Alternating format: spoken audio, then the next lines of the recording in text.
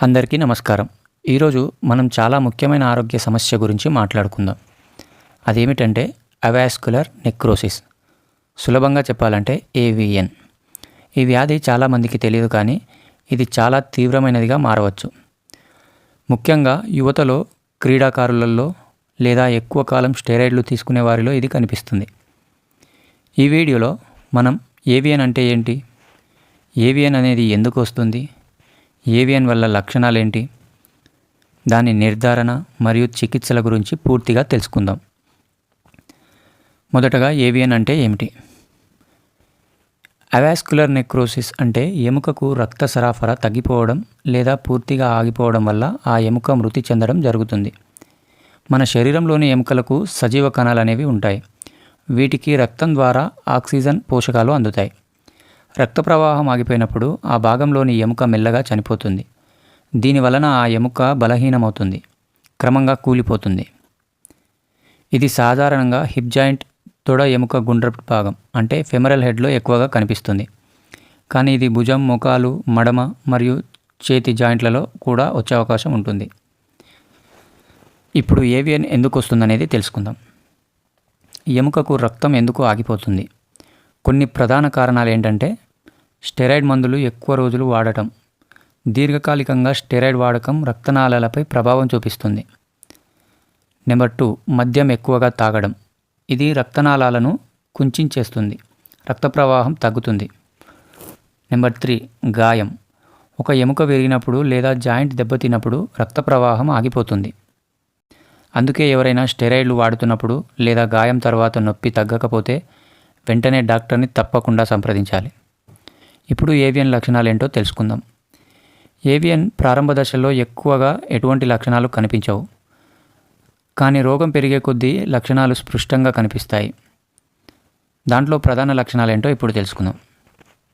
Joint వద్ద నొప్పి, ప్రత్యేకంగా హిప్లో. కదలికలు తగ్గడం మరియు కాళ్ళు నడిచేటప్పుడు లేదా మెట్లెక్కేటప్పుడు ఎక్కువగా నొప్పి రావడం జరుగుతుంది. క్రమంగా కూర్చోవడం, లేవడం కష్టమవుతుంది. చివరి దశలో జాయింట్ పూర్తిగా కూలిపోవడం జరుగుతుంది. హిప్ జాయింట్లో ఏవిఎన్ ఉన్నవారు సాధారణంగా తొడలో లోపలి వైపు లేదా మోకాలి దగ్గర నొప్పి అనుభవిస్తారు. ఏవిఎన్ని గుర్తించడానికి డాక్టర్లు కొన్ని పరీక్షలు చేస్తారు. ఎక్స్రే ప్రారంభ దశల్లో సాధారణంగా కనిపిస్తుంది, కానీ దశలు పెరిగే కొద్దీ ఎముక క్షీణత కనిపిస్తుంది. దాన్ని ఎలా తెలుసుకోవాలంటే ఎంఆర్ఐ అంటే మ్యాగ్నెటిక్ రిసోనెన్స్ ఇమేజింగ్, అత్యంత ఖచ్చితమైన పరీక్ష. ఈ ఎంఆర్ఐ ప్రారంభ దశలో ఏవిఎన్ని గుర్తిస్తుంది.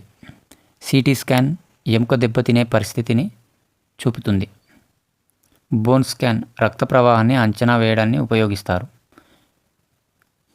ఈ విధంగా మనము దీని లక్షణాలను నిర్ధారణ చేసుకోవచ్చు. ఏవిఎన్కి చికిత్స ఎలా ఉన్నాయనేది ఇప్పుడు తెలుసుకుందాం. ఏవిఎన్కి చికిత్సలు దశలపై ఆధారపడి ఉంటుంది. మొదటి దశల్లో మందులతోనే నియంత్రించవచ్చు, కానీ చివరి దశల్లో శస్త్రచికిత్స అవసరమవుతుంది. మందులు మరియు ప్రాథమిక చికిత్సలు. నొప్పి తగ్గించే మందులు అంటే పెయిన్ కిల్లర్స్. ఎగ్జాంపుల్ బిస్పోస్పోనేట్స్ ఎముకను బలపరుస్తాయి. రక్త ప్రవాహం పెంచే మందులు మరియు ఫిజియోథెరపీ. కదలికలు సులభం చేయడానికి ఫిజియోథెరపీ కూడా చాలా ఉపయోగపడుతుంది. బరువు తగ్గడం వల్ల కూడా మనకు కొంచెం ఉపశమనం తగ్గుతుంది. ఆల్కహాల్, స్టెరాయిడ్లను నివారించండి, అప్పుడు కూడా మనకు కొంచెం బెనిఫిట్ దక్కుతుంది. శస్త్రచికిత్స, సర్జరీ. దశలు పెరిగినప్పుడు కోర్ డికంప్రెషన్, ఎముకలలో చిన్న రంధ్రం చేసి రక్త ప్రవాహం పునరుద్ధరించడం జరుగుతుంది. Number 2, bone grafting. దెబ్బతిన్న భాగంలో కొత్త ఎముకను నాటడం. ఎముక ఆకారాన్ని మార్చి జాయింట్పై ఒత్తిడిని తగ్గించడం. Total hip replacement. చివరి దశలో పూర్తిగా కొత్త కృత్రిమ జాయింట్ని ప్రతిష్ఠించడం. చాలామందికి భయం ఉంటుంది, శస్త్రచికిత్స తప్పనిసరిగా చేయాలా అని. ఆ దశపై ఆధారపడి ఉంటుంది. ఎంఆర్ఐ ఆధారంగా వైద్యుడు ఉత్తమ మార్గం సూచిస్తారు. మరి దీనికి నివారణ ఏంటనేది ఇప్పుడు తెలుసుకుందాం, మరియు జీవనశైలి కూడా ఏ విధంగా తీసుకోవాలనేది కూడా తెలుసుకుందాం.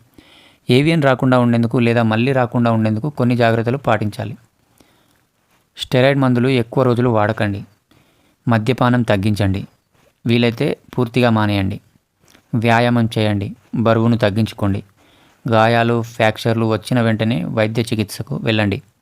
విటమిన్ డి, కాల్షియం సరిపడా విధంగా తీసుకోండి ఆహారాన్ని. స్మోకింగ్ మానేయండి. జీవనశైలి మార్పులు చేసి ప్రారంభ దశలో గుర్తిస్తే ఏవియన్ని పూర్తిగా నియంత్రించవచ్చు. మరి ఈరోజు మనం అవాస్కులర్ నెక్రోసిస్ అంటే ఏవియన్ గురించి పూర్తి వివరంగా తెలుసుకున్నాం. దీనిని నిర్లక్ష్యం చేస్తే జాయింట్ పూర్తిగా కూలిపోవచ్చు. కానీ ప్రారంభ దశలో గుర్తించి సరైన చికిత్స తీసుకుంటే ఎముకలకు రక్షించవచ్చు, జీవన నాణ్యతను కాపాడుకోవచ్చు. మీకు ఈ వీడియో నచ్చినట్లయితే లైక్ చేయండి, షేర్ చేయండి. ఇంకా ఇలాంటి ఆరోగ్య వీడియోల కోసం సబ్స్క్రైబ్ చేయండి.